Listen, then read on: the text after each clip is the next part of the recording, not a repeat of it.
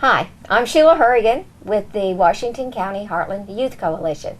I am chairman at the time, and with me is Ms. Wilma Sorrell, who is our secretary, and she's also the coordinator for the Prevention Center here in Washington County.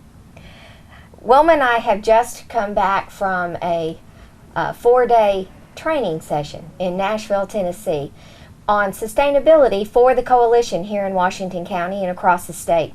We had a wonderful, wonderful time.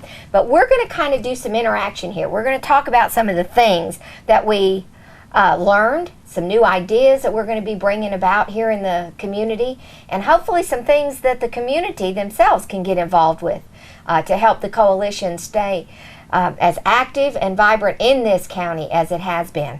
Wilma, you want to tell us a little bit about what you do, because there's some people out there that don't really even know what the coalition does anymore. Well, I hope with my work in the schools and in the community, most people know. But if you don't know, I am Wilma Sorrell, and I am the coordinator for the Washington County Heartland Youth Coalition. I'm also the secretary. I serve on the board for the core meetings as well.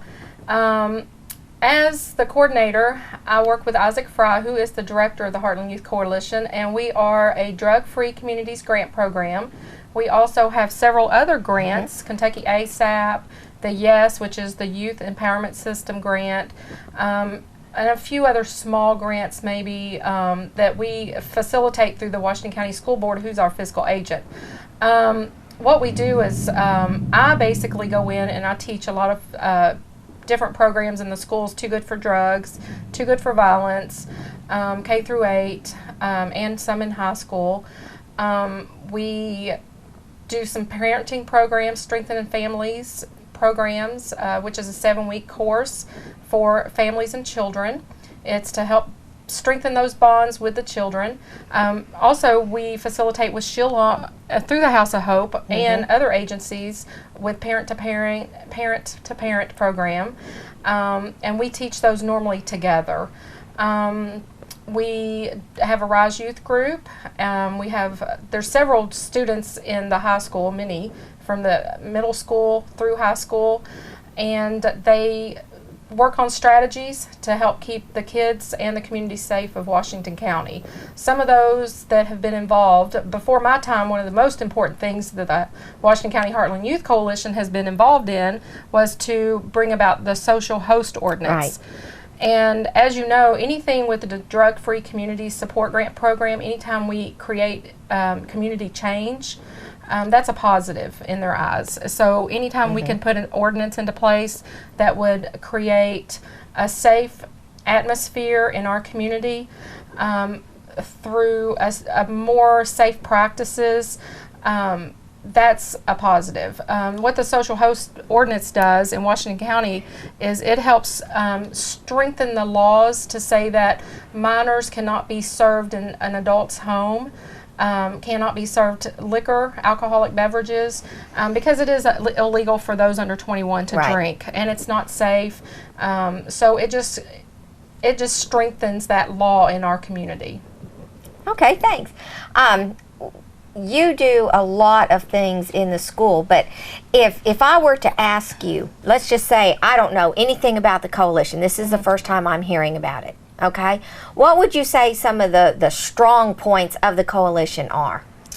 Collaborating with many community partners. Because of the Drug-Free Communities, DFC, we have 12 sectors. One of those partners and sectors would be Sheila Hurrigan through the House of Hope, Community Action, our Family Resource and Youth Service Center, our court system, our city, county, law enforcement, schools, 12 different sectors, faith-based. We collaborate really well to bring all those sectors together to find out what are the needs in drug prevention in our community. One thing right now we are working on, I was approached by one of our Washington County High School students who would like to become a governor's scholar, and she wanted to do something prevention-based. So we are working with the state, which the state level government would be one of our partners as well, Right. One of our sectors. But she wants to work on a STAR server vendor training ordinance for Washington County, Springfield. Can you tell them what that is? Because Yes. some people may not understand what the STAR server training is. Exactly. And it's very, very important in your community. This can be one of those things that goes sadly overlooked. But since you've been instrumental in doing this training already, I'll let you explain to them what it is. Well, we did offer STAR server training about 2 years ago, and we had Kentucky ASAP, Agency for Substance Abuse and Prevention, a grant that paid for training for servers in Washington County. So we had someone from Frankfort from the Alcohol Beverage Control Board to come down, and she did a 4 to 5 hour training with local servers and retail businesses. Anyone in Washington County could be STAR certified, which is a responsible beverage server training. And what that does is it teaches servers to look for fake IDs. It teaches them to look for someone who is too intoxicated and not to serve them anymore, and also that you have the right to call the law enforcement or to take their keys and offer them a ride home through other means, or to call a family member to come and get them. It's a good way to keep our community safe, and it also teaches servers to look for fake IDs who are being passed by students or the youth who may try to pass someone else's ID, just different things like that. So it's a really good ordinance if we could get that going in Springfield. Right, and it's a great thing for the businesses too, because it protects them from possible liability. If someone gets too intoxicated at their establishment, they then don't get sued because they've let somebody who was too intoxicated to drive to leave, or they get caught with serving alcohol to underage minors or something like that. So it's a big plus in the community for them. It definitely saves them on their liability and keeps them from being open to a lawsuit. And in talking with Keith Slosher last week with Sandra Watts from Frankfurt and our student Amanda Cox, he said that the insurance break is not that big of a difference, but he wants his servers to be trained, because he could be at home and someone could potentially sell by accident, and he wants to take that accidental rate out and get his servers trained. So I think that's good for the community. Anytime they're willing to do something to prevent something from happening, legally or illegally in that sense, is always a positive for Washington County. Okay, great. Let's talk a little bit more about what we actually heard and learned at this training. It was the CADCA mid-year training, and I was in attendance. Wilma was in attendance with me, and then Miss Dana Kelty, who is our vice chairman of the coalition, went with us, and we all kind of branched out into the different workshops and classrooms, because we wanted to get as much information as we could to bring back, because as we're coming close to the end of our 10th year with the Drug-Free Community Grant, we need to be able to sustain this coalition. There have been some very significant things done in this community through the coalition, and we want to make sure that we're here another 10 years. And part of that is giving everyone in Washington County an opportunity to come on board and become a part of the coalition. Through that, there's so many different activities that we provide. As Wilma said, she's in the schools teaching a lot of these classes and things, but the coalition is looking at so many different aspects of what our young people are facing now and going to be facing in the future. Through drugs, alcohol. We also encompass the risky sexual behavior that goes along with being inhibited by the substance abuse. But we're also looking at the fact that there's bullying, and it's not just one-on-one bullying anymore. There's the cyberbullying, and there's the texting, and the internet, the Twitter, the Facebook has become major grounds where violence almost, I would say, has been resulted from some of this. And so the coalition is branching out into some of those areas. And that's part of the training that we have, the social media. How is that affecting our communities? And so we have some really exciting plans on how to get that out to the public. We want to open ourselves up to having a Facebook or a Twitter page where the community itself can interact with us as a coalition. Ask us questions. We need to know what the community is interested in or where they see a problem. A lot of times we get so focused in on the things that we're doing now that if we're not attuned and listening to the community and the people that are actually living out there and spending day to day with these children, we can kind of lose sight of what that is. One of the classes that you attended, Wilma, they had you do a map of Washington County. They did. Tell us what you learned through that, because I thought that was one of the neatest things that came out of this, was how we view Washington County. It was really neat, and I graduated from Washington County, but I never looked at it from the standpoint of how do we do things in Washington County? What is important to people in Washington County? And that includes Washington County, Springfield, Mackville, Mooresville, the Burg, all those little communities in Washington County. Well, I drew my map and I included all those little communities because they, of course, are part of Washington County. And a large makeup of Washington County. Springfield's just the county seat, but we have all these little small outlying rural communities too. So then I drew a picture of the BG Parkway along my map. My map's a little skewed. It's not a good picture of Washington County. But of course, you know, I have St. Catherine College because it is important. What's important to Washington County? St. Catherine, rural, hunting. We love to hunt in Washington County. Yeah, we do. That's a big part of people. What we do in Washington County. Willisburg, Mackville, churches, the school. The largest focus in Washington County are the school and the sports. I think they draw the most attention. Everyone knows someone that's in school. Most people have either a child, grandchild, niece or nephew in a school, in one of the schools here.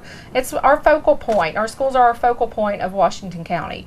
Then I had the BG Parkway. It goes straight through the northern end, I think, is the northern end of Washington County. Well, so how does that affect Washington County with change, and how does it affect Washington County with drug abuse issues? Well, it could be that we have been known in Kentucky as the pill pipeline. Well, is the BG Parkway part of that?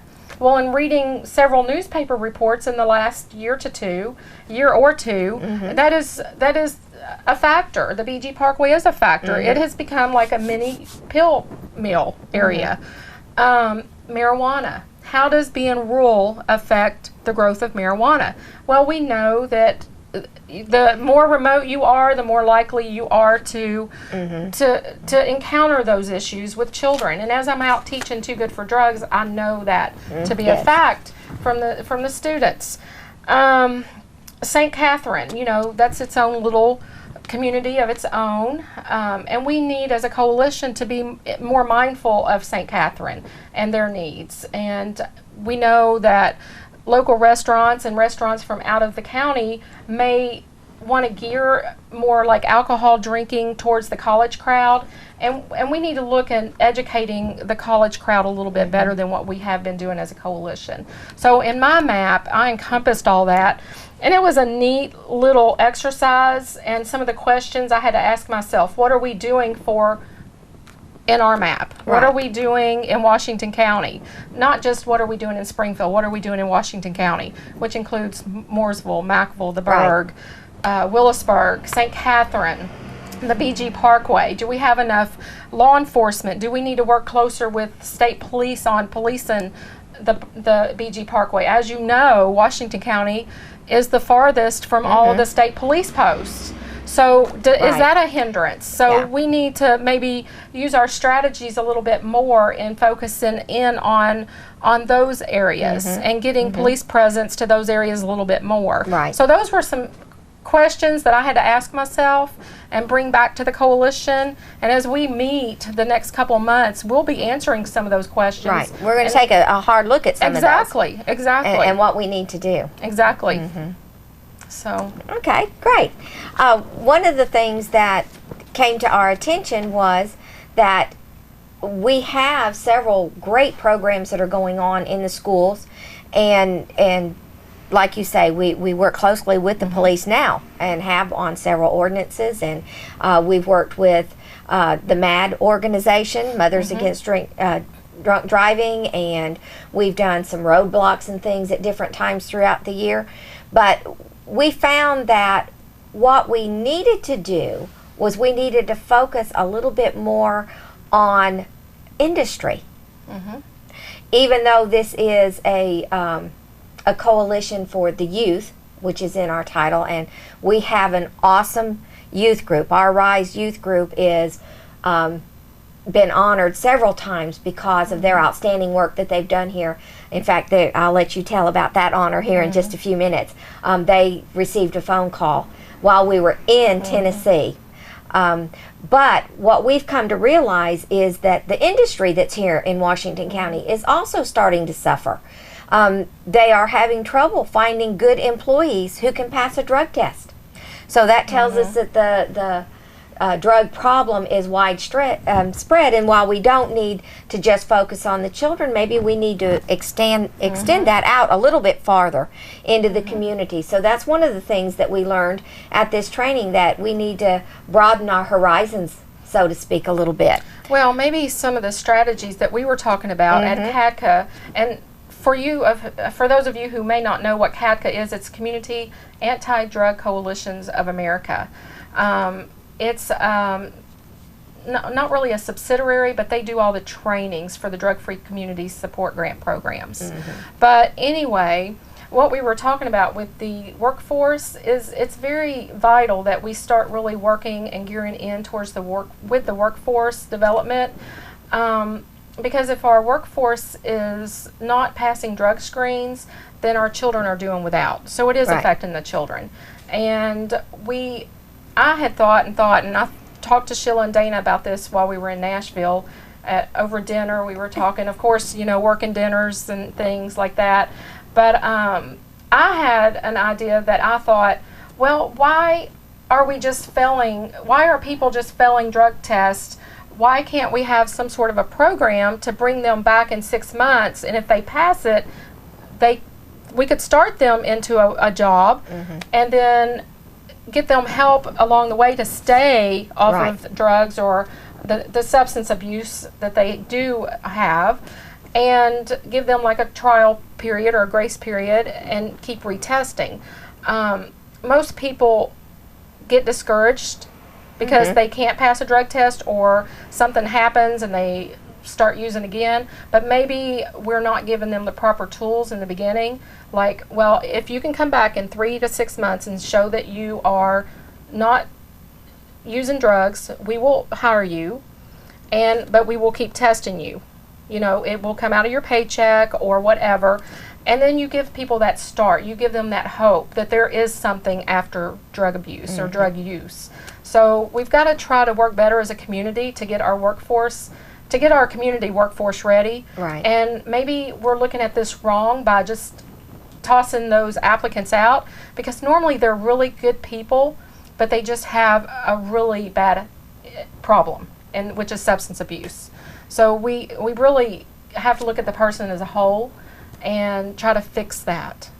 And maybe our coalition can be a part of that, and that's what we want to do. Right. One of the things that we had talked about also and had looked at was, one of the things that they mentioned to us was to definitely make sure that we have broadened our faith-based involvement, which we have coalition luncheons every other month, and they're always posted in the paper, and information sent home with all the children from the schools when they are.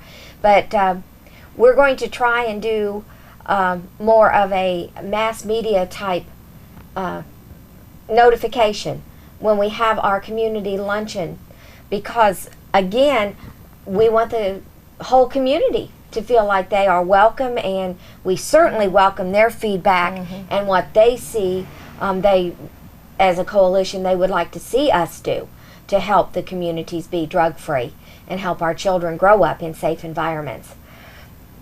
I will say that in Washington County, I get a lot of feedback from other coalitions who come to some of our luncheons, and they look at our coalition as being one of the strongest ones in the state. And I'm going to brag about our youth coalition. I was going to say, now you get to tell about the kids now. Got to tell about those kids. Right, our kids. We were in Nashville, and on Tuesday I get a phone call from the Attorney General's office, Jack Conway, and Shelley Johnson called, his media rep, called and wanted our students to come to Lexington for a billboard campaign. It's called Keep Kentucky Kids Safe. As you know, Jack Conway's signature platform is prescription drug abuse. Kentucky ranks 1, 2, or 3 at any given time on drug abuse, on prescription painkillers, prescription drug abuse. So he's starting a statewide campaign where there's 12 billboards, I believe it's 12, in the state of Kentucky, and it's about keeping Kentucky kids safe, locking up your medications, things to that effect. You can go to his website and see the billboard. But anyway, our students are very strong in our community, and they've gotten their name out there in the state of Kentucky, in drug prevention circles. So Jack Conway's office called, wanting them to come up there and be the youth spokespeople for the billboard campaign. So they were on various news stations throughout the state, and pictures with Jack Conway, and it was just a very, very cool day for our kids, and very exciting. Very exciting. It was a wonderful honor. Yeah. We were all excited, and we weren't there. We weren't going to get to be there, but we were excited for them. It was fun getting it organized from Nashville. I was on the phone, workshop, break, phone.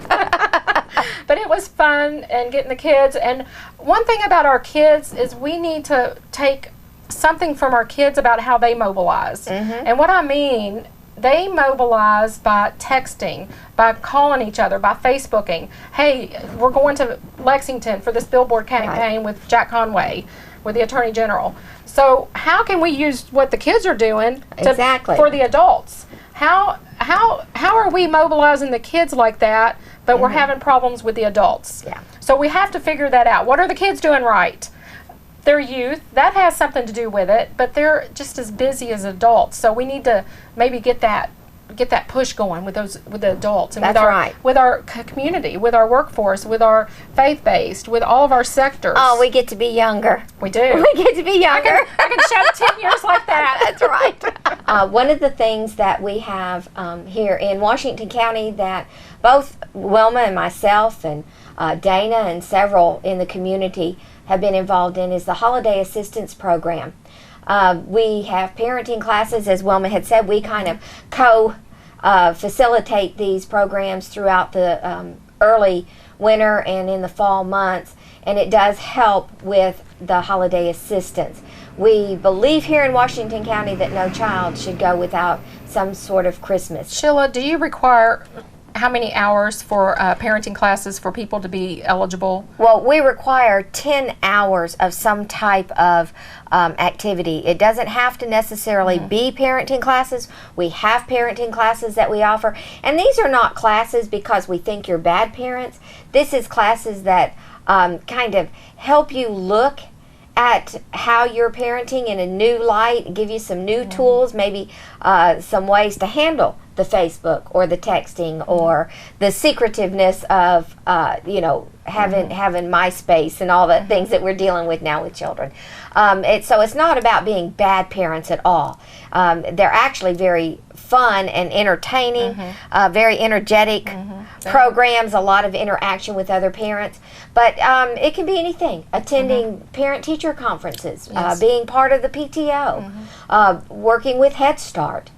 Do you have a child in Head Start? You get a certificate for, attending their little informational things.